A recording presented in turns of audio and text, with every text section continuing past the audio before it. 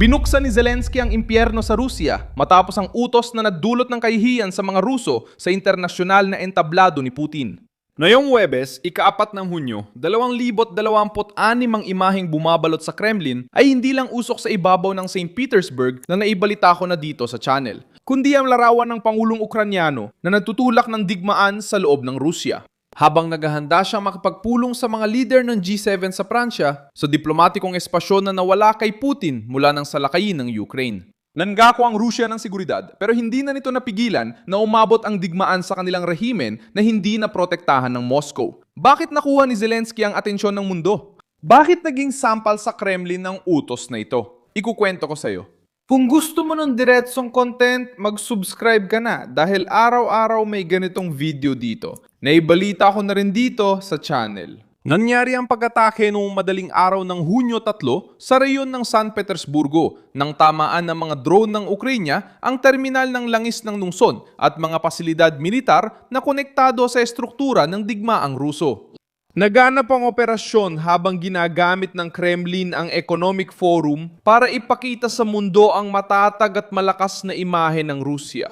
Planado ang naging tugon ng Kiev habang dumarating ang mga negosyante, opisyal at kaalyado ng Moscow para sa okasyon, umaakyat ang itim na usok malapit sa lungsod at ipinapakita na hindi na nagbibigay ng kapanatagan kay Putin ang layo mula sa frontline. Hindi sinadyang piliin ang terminal ng langis sa St. Petersburg. Isa itong mahalagang bahagi sa paggalaw ng mga gasolina at produktong konektado sa ekonomiya ng Rusya. Sa pagdama rito, hindi lang paningin ang layunin ng Ukraine.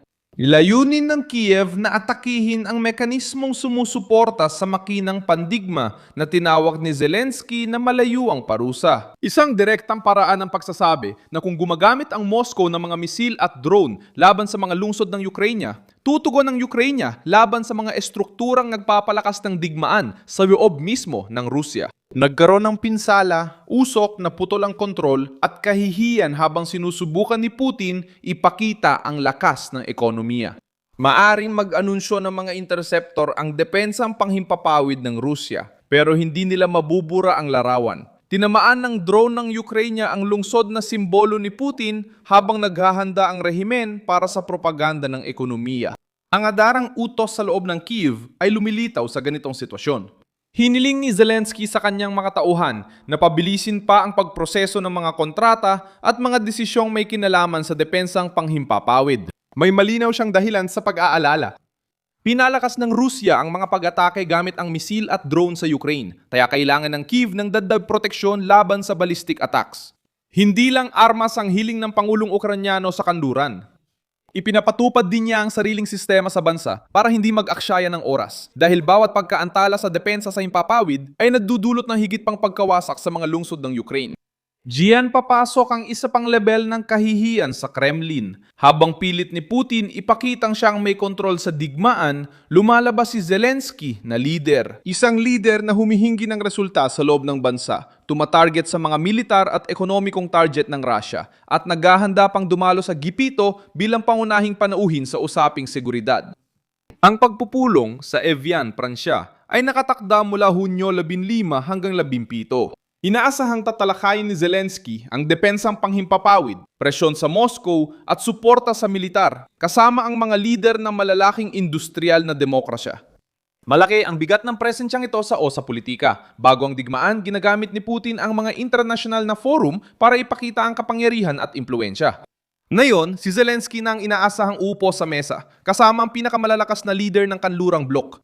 Naiwan ang Rusya sa labas ng pangunahing bilog at pumasok ang Ukraine sa sentro ng usapan tungkol sa seguridad ng Europa, armas, mga parusa at kinabukasan ng digmaan. Ang pagbubukas ng bagong negosasyon ng Ukraina sa Unyong Europeo ay lalo pang nagpapatibay sa pagbabagong ito. Pagkatapos ng mga taon ng mga hadlang at diplomatikong pananakot, humina ang pagtutol laban sa Kiev sa loob ng blok. Ang Hungary na siyang humahadlang sa bahagi ng proseso ay nagsimulang magpakita ng pag-atras at ang Unyong Europeo ay kumilos upang isulong ang unang grupo ng negosasyon kasamang Ukraina at Moldova. Para sa Moscow, ito ay isa pang pampulitikang dagok dahil imbes na mapabalik si Kiev sa orbitang Ruso, lalo nitong itinulak ang Ukraina papalapit sa kanluran. Sumali na rin ang Belarus sa tensyon. Ipinahayag ng Ministro ng Depensa ng Belarus ang mataas na posibilidad ng labanan sa pagitan ng Rusya, Belarus at NATO sa isang talumpati batay sa lohika ng Moscow. Layunin ng pahayag na palaki ng takot, bigyang katwiran ng militarisasyon at ipakitang may mga kaalyado pa rin ng blok ng Rusya na handang magpatigas pa ng tindig. Ipinapakita rin nito ang kawalang kapanatagan. Kung talagang matatag ang Kremlin, hindi na nila kailangang gawing banta ng digmaang pandaigdig ang bawat pagpupulong militar. Pinalalala ng krisis sa gasolina sa mga rehiyon ng Rusya ang kanilang problema. Ang restriksyon sa gasolinahan, kakulangan ng supply at tuloy-tuloy na pag-atake sa infrastruktura ng enerhiya ay napaparamdam sa mga Ruso ng hirap ng digmaan sa araw-araw. Ngayon, sabay hinaharap ni Putin ang problema sa komunikasyon at digmaan. Kung aminin niya ang tindi ng pag-atake, aminin niyang mahina ang depensa ng teritoryo ng Rusya.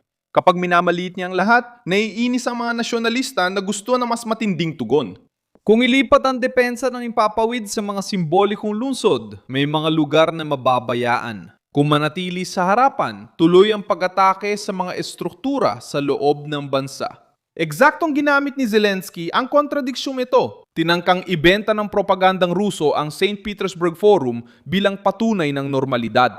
Ibang ipinakita ng realidad. Dumating ang mga bisita para pag-usapan ng negosyo, katatagan at hinaharap habang ang digmaan ay lumilitaw sa kalangitan ng lungsod. Nakakawasak ito para kay Putin dahil tinatamaan ang pundasyon ng kanyang diskursong panloob, ang pangakong kontrol. Binuo ni Putin ang imahe niya bilang tagapagtanggol ng Rusya laban sa kaguluhan. Ngayon, may kaguluhan sa entabladong pinili niya para magmuhang panalo. Alam din ni Zelensky na magiging arena na matinding paniningil ang G7.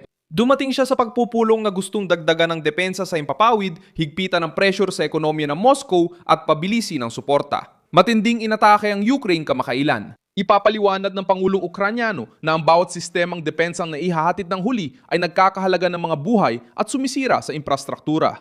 Dumating siya sa pagpupulong na may pampulitikang alas. Ekonomikong entablado ang gusto ng Moscow habang eksposisyong militar ang hatid ng Kiev.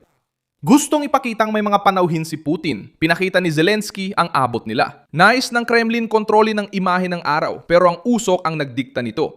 Ang susunod na hakbang ay dapat mag-focus sa depensang panghimpapawid, long-range drones at proteksyon ng infrastruktura.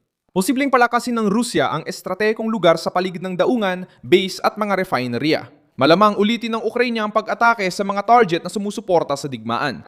Sa larangan ng diplomasya, susubukan ni Zelensky na gawing argumento ang kahihiyan ng Rusya upang pabilisin ang mga desisyon sa G7 at sa European Union. Ako si Milson Alves, Gobal. Layunin kung panatilihin kang updated sa katotohanan araw-araw. Ang mga news link ay nasa video description. I-like ang video, mag-subscribe sa channel at tingnan ang mga komento para maging mas aktibo sa komunidad ni Milson Alves.